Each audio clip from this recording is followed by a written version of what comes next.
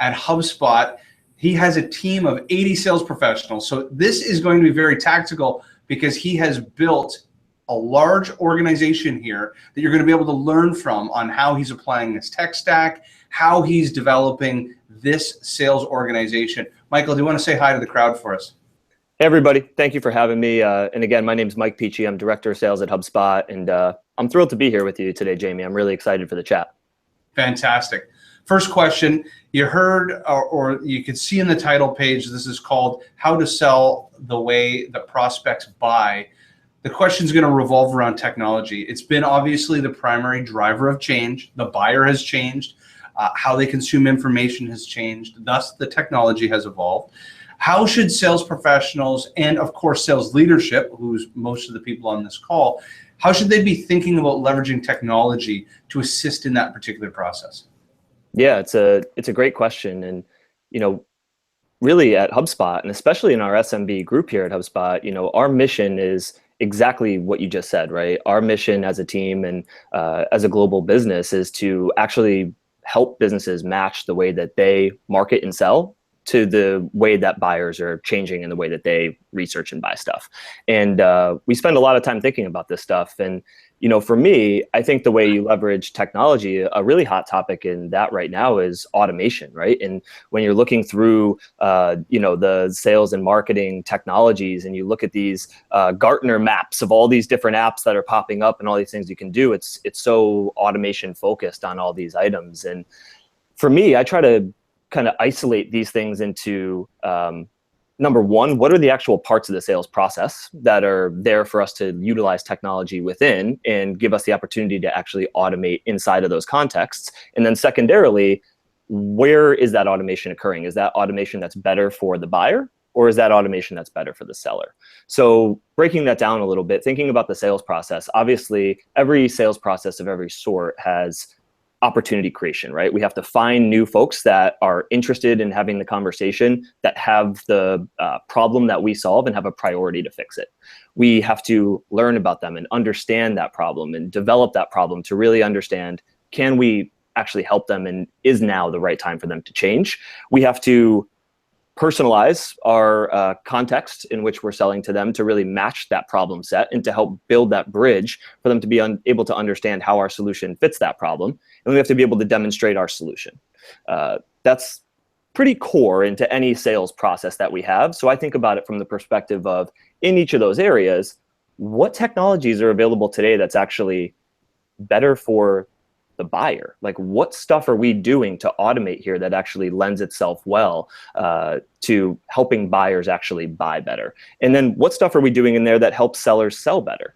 And so you take two examples of that, right? And you look at the buyer side, say to yourself, well, geez, it wasn't too long ago that if somebody was interested in looking at a product like a HubSpot CRM, they'd have to come and say, all right, well, I need to connect with a salesperson. I need to learn about it. I need to be educated on what this product does. Well, today they come to our website and they just sign up and they use it for free. And by the time that they're ever engaged with sales, they are really just coming to us and saying, well, hey, what value is here that I'm not already aware of? Maybe I need just a little bit of help kind of fitting this into my personal context. And I just need a little bit more of a personalization effort around how I would actually personally get value from this application. And that's the essence of what we're trying to do with the automation, is we're trying to do as much education as we possibly can to get folks to the place where they're ready to engage and they need that additional support from sales in order to feel supported in their process. If you were to fly a little higher at 30,000 feet and you think about, as you've been growing your sales department, was and is the need, and remember the audience, there's going to be all varying levels of understanding of automation in this audience. Is one of the reasons that you've had to investigate why move to automation and how and what tools in the tech stack are best? Is it because it's the business case, because you're being asked to create more throughput and yield per sales professionals and not adding headcount? So what I mean by that is, if the average quota for a sales professional on your team, let's call it $500,000 a sales rep, have you been asked to crank up that yield or throughput per rep without adding the equivalent linear amount of sales professionals? So you're scrambling going, I need to figure out ways to help the seller. You talked about the seller and the buyer. Or and maybe it's an and or, was it driven from the buyer's perspective where sales professionals just needed smarter and better ways to communicate with the buyer because their actual conversion rates were falling or something was happening and you thought technology could augment and help? Can you help the frontline sales managers and directors and VPs of sales like yourself think through the business case of why the automation? Yeah, no, I think you absolutely nailed it, Jamie. I think from a high level perspective, we're always trying to solve for productivity per salesperson. And that's the metric that we're always looking at. We're looking at PPR. We're asking ourselves, what is the throughput of one sales professional? And how does that sales professional get to do more with the same amount of resourcing, right? Like that's the entire idea of what we're trying to optimize for.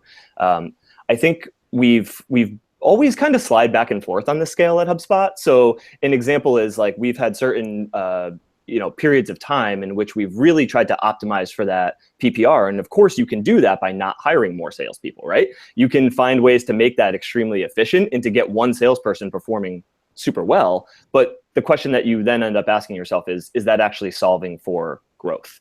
And normally you're leaving a lot of growth on the table when you're optimizing specifically for that. So I think where we're basically on in our journey is we're optimizing for growth with a specific cost to acquire a customer to a lifetime value. And the CAC to LTV is really that's really the place that we're trying to stay and keep a very healthy balance. And we know what our number is there that we like. And I think for us, then the question becomes, how do we consider to grow that headcount and the PPR at the same time? Where headcount for us is solving for that overall growth that we're trying to achieve as a business. And PPR is solving for the efficiency of each of these new folks that we're actually bringing into the organization and helping to really, deliver the best input that they possibly can to the business.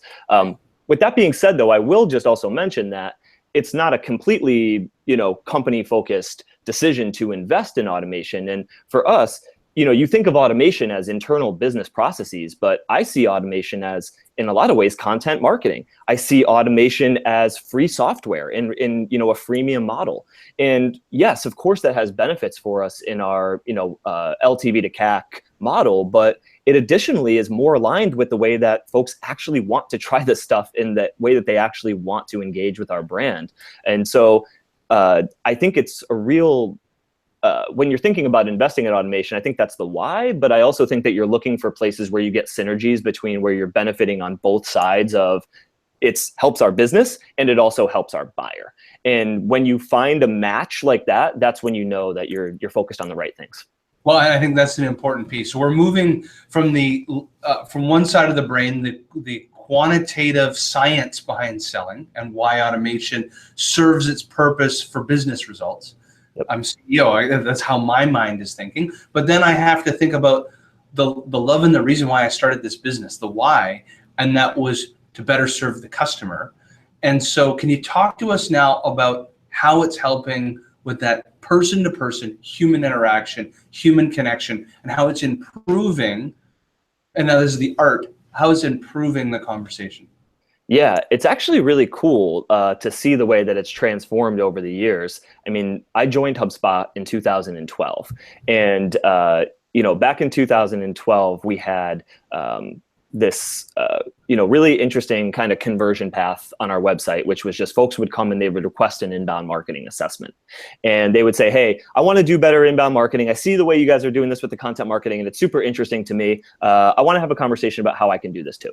And a salesperson was basically starting at complete ground zero, right? It was like you start this conversation and you got to ask, all right, so what are you doing today? How's it working? You're doing so much fact finding in that process, which is super cool. And that's still the art of sales as we know it today. And I don't think that's ever going away. But then we came out with this product called Marketing Grader. And Marketing Grader was like kind of our first foray actually into free apps that our market found a lot of value in. And with the Marketing Grader, you plugged in your website domain and it actually ran you like a complete report of everything that was happening on your website and what kind of traffic you were getting and how that was different than the competitors that were within your space. And it gave you like this. It was great. It was great knowledge. Yeah, and it gave you the score of how your marketing was doing. And the crazy thing is after folks finished that, they still wanted to engage with the salesperson. They still wanted to review the findings. But a salesperson started with just so much more wealth of an information to be able to aid in their own discovery process and to be able to use as just additional context throughout that discovery and fact-finding exercise, and make the conversation so much more relevant and so much more pointed and tailored towards not only what that customer's hopes and dreams and aspirations were, but also where they actually stood within the market today in an extremely concrete way, which was super cool. And then you foray that now into some of the recent stuff that we're starting to do with freemium, like having the free CRM out there. And you're connecting with folks where when I'm talking to sales leaders and when our sales team is speaking with a sales leader, we're sitting on all their data. So the conversation now isn't about, okay, well, let's like talk through all these ways that maybe we can get value out of this. It's actually like, okay, so you've been using our CRM for the past 6 months, and now you finally come to a point where you want to have a conversation with us and learn. Let's actually analyze your data together and look at some of the opportunities that you have. It's cool. Like the more and more we've given free tools away and people have been able to find value from those free tools, it also makes the value that our sales team can deliver greater and greater to those folks, which has been pretty special to watch develop. Fantastic. Well, I think we've convinced the audience that the why is there, that there's no question you're going to need to increase the yield and throughput for sales professionals using these either free or paid available tools. Now let's talk about the Lego blocks, the how. How are you going to structure this? Maybe, and I don't know how you want to define it. Do you want to start at the top of the funnel or the bottom of the funnel? As you've been designing your sales organization, how did you think through the planning and execution of that tech stack?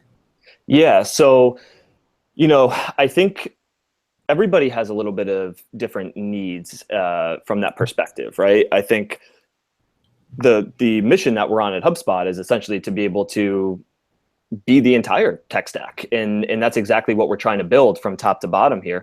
Oh, hold on. My lights went out. I got to do a little bit of movement in the room here to get it going. But, I think take it from a high level, take it from awareness building and take it from finding those natural conversations, right?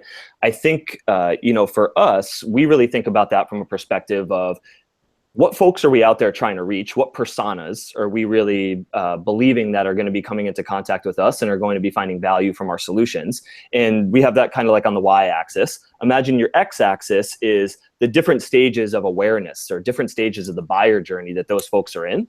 And we're really looking at that strategically to say, okay, what are solutions that we can provide in each kind of set of this matrix here? In each box of that matrix, how do we feel like we actually have the opportunity to attract that audience to us and begin to educate them and bring them further down that buy process? And I think there's different technologies for different contexts that folks will use in each of those realms. But I think the key is to be holistic about the way you're approaching it from the standpoint of your personas and where they're at in the buyer journey and the plays that you want to run in each of those segments. Okay, so now we're going to double click. Mm-hmm. I have to be honest on this. Yep. You just hired me. I'm on your team. I've gone through onboarding. Now I'm executing in the field. Question. I'm a sales professional on your team. Am I geo-based, industry-based? Am I given a set of named accounts? Do I get to go after greenfields? How am I organized as a sales professional on your team? Yeah, so this is a super cool question. I appreciate this one. So it's the way we do everything today is we're territory based. So we have 3 different segments in our North American business, and our North American business is SMB, which is 2 to 25 employees. We have a mid-market group, which sits on top of that, which is anywhere from 26 to 200 employees. And then we finally have our corporate group, which is anywhere from 200 to 2,000 plus employees. Perfect. Yeah. And so I'm the rep going to sell into Toronto because we're 20 employees here. So I'm going to be selling in geo, as you said, your territory based. I have to sell to the Ontario market into Toronto. Okay. So keep walking us through what's on my mobile device, what's on my laptop, how am I moving from awareness consideration to decision using a tech stack or using automation. Yeah, 100%. So, when you join HubSpot, what you get is you get a login to HubSpot. You get a login to Salesforce.com. You get a login to HubSpot Sales. And from there, what you're basically working through is you're going right into Salesforce, you're finding your territory, you're carving out your leads. Currently, we're using Infer for lead scoring and to really kind of surface up the best opportunities across the millions of different data points that those folks help us kind of sift through and learn about, and recommend to salespeople what is the right stuff to actually be going after within that patch. Okay, so because you control the SMB space, which will have greater account churn, where am I acquiring new data of all the new businesses that are starting? Because enterprise, they're already in your CRM, but if I'm on your team, the Toronto market's growing all the time. So where am I acquiring that information?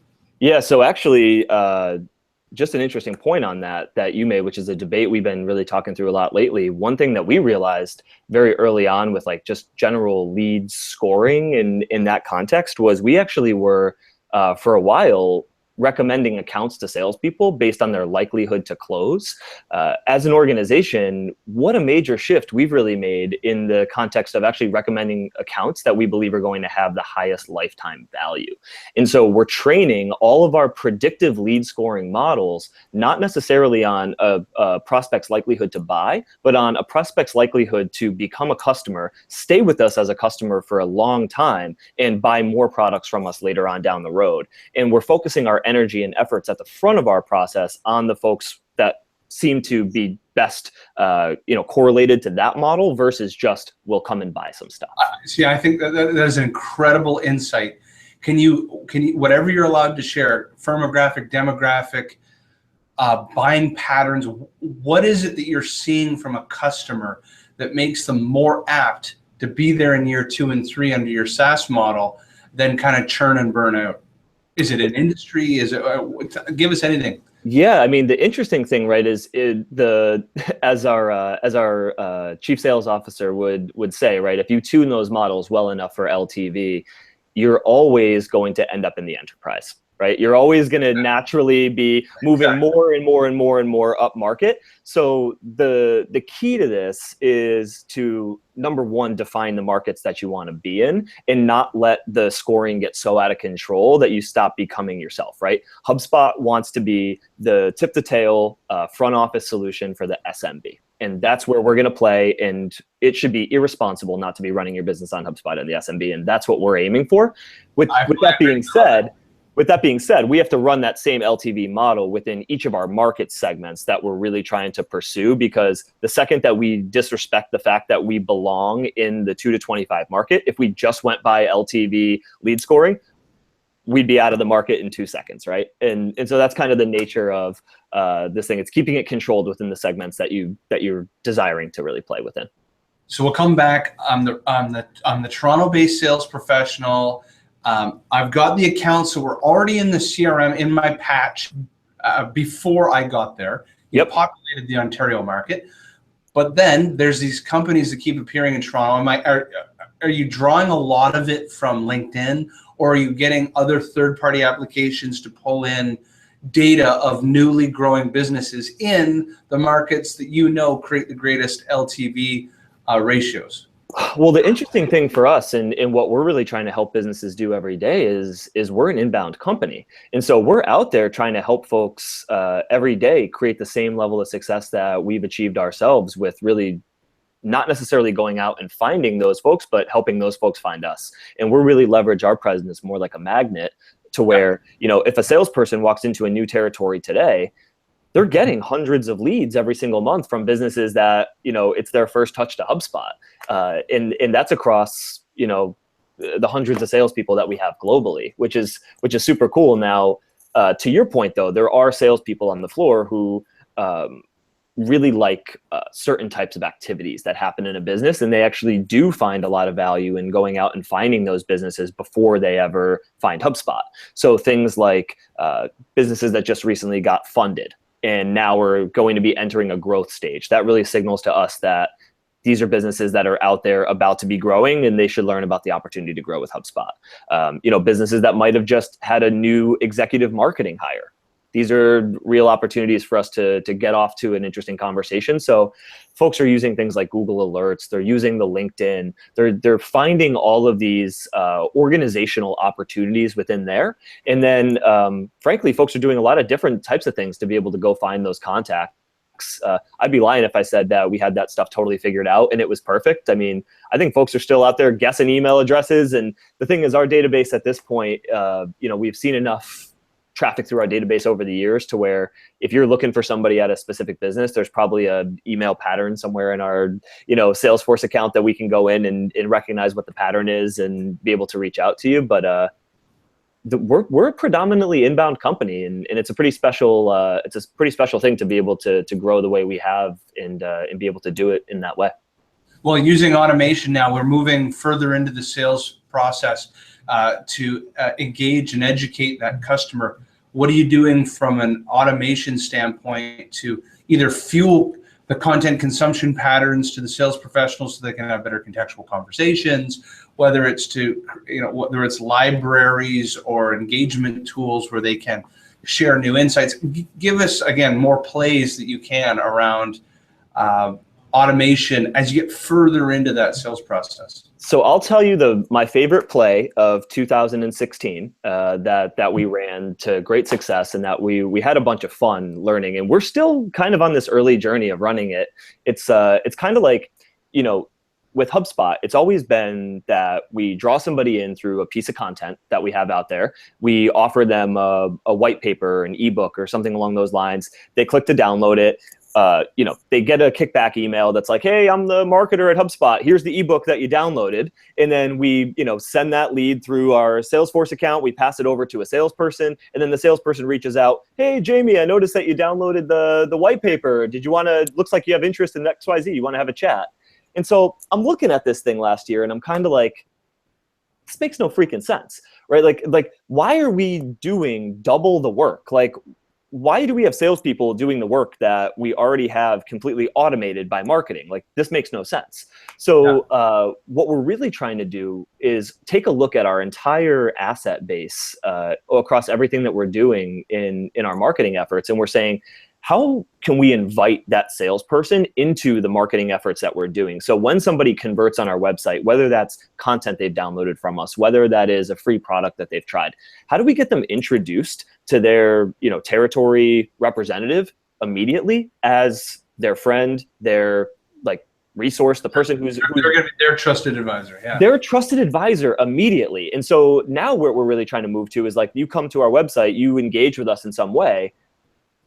Hey, Jamie, I'm Mike Pici. I'll be working with you for your experience at HubSpot. Here's the white paper that you downloaded. By the way, did you have any questions? If so, just click reply. You just cut out the middleman. Yeah. Just cut out the middleman. And so we're really using our own marketing automation software to personalize all the interactions on behalf of that territory representative. And we're really trying to create a interesting brand personality that really it comes through in the way that the salesperson engages right off the bat. And we're trying to cut out all of the just excess conversion points and forms and all the stuff that just makes the process inhuman. And we're just trying to really humanize the process and get folks having conversations with our salespeople in a much simpler way.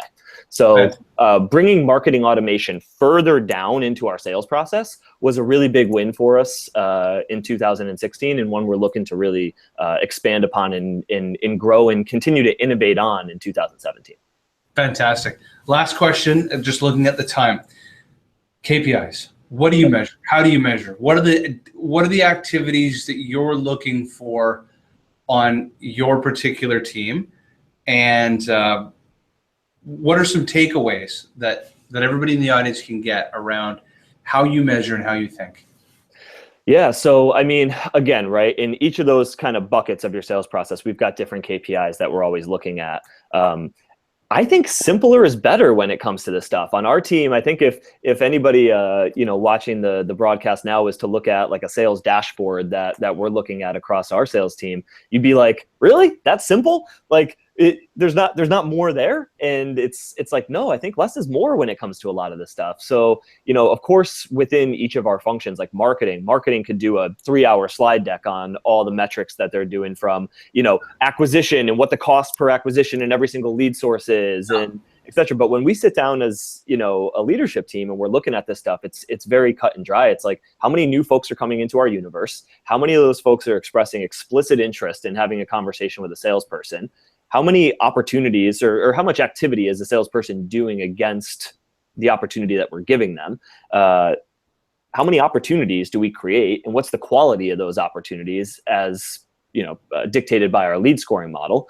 And then how many actual conversations did we have of a discovery nature? How many demonstrations did we do? How many sales did we make? What does our upgrade pipeline look like?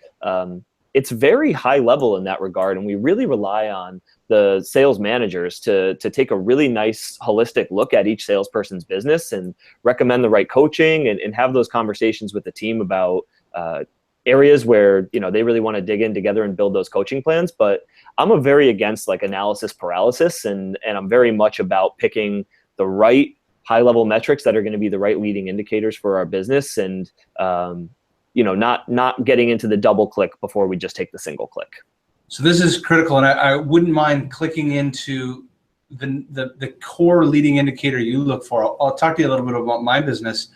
For us, the leading indicator, like the service level agreement between sales and marketing, that handshake is at that, what we find is at the sales qualified lead. For me as a business owner, it is the biggest early warning sign, because we have 5 different lead sources for SMB, and we have 6 different lead sources for the enterprise. And I know the conversion ratios of sales qualified leads to customer in each one of those buckets, and they're all different. And so it's an early warning sign for me to kind of look at the company at about up to 180 days from now. Where I use proposals, we close give or take 60% of all our proposals. I use it as my current indicator of what cash flow is going to look like in the business 90 days from now. Yep. So, but what we don't do, because we're a smaller business with less resources, we don't dive enough into the activity metrics.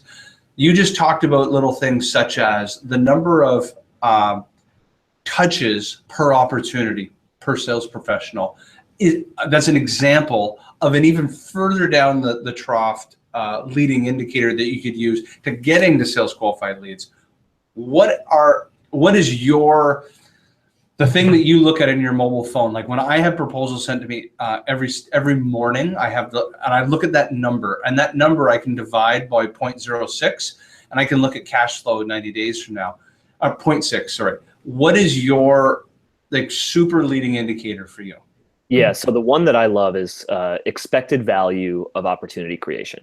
So very similar to the way you're talking about each of your lead sources and them having a different kind of predicted value, we have the same thing, right? Every time that we create an opportunity, it matters, okay, what demographic segment does that opportunity represent? And also, these are equal. Yeah, 100%. And like what scoring mechanism does each, like A, B, C, or D is kind of how we have our scoring model. And then, within our segment, we have different employee size ranges. And so it's like, okay, for each of those buckets, when a salesperson creates an opportunity in there, there's a dollar value that I know that opportunity should end up being worth if we execute the same exact way, take away market conditions, take away anything like that. Like if we just continue to execute the way that we normally are, I know the value of that. And so I'm basically looking at that number and I'm saying to myself, is this, understanding that we have in our group, like a relatively short sales cycle, like, is this going to help us get to where we need to be 30 days out? And what is the pattern over the, previous trailing 90 days or the previous trailing 6 months? Like, are we making progress on this? Are we decelerating on this? And that's where you start to get more of that market understanding. Fantastic. Well, Mike, this has been an incredible conversation, very enlightening. Really appreciate your time. How can people get a hold of you? So I'm at HubSpot. My email address is mpici@hubspot.com. You can reach right out to me that way. You can find me on LinkedIn. Would love to engage with anybody, and we're hiring. And I would love to talk to great sales leaders who want to come and play on an awesome team.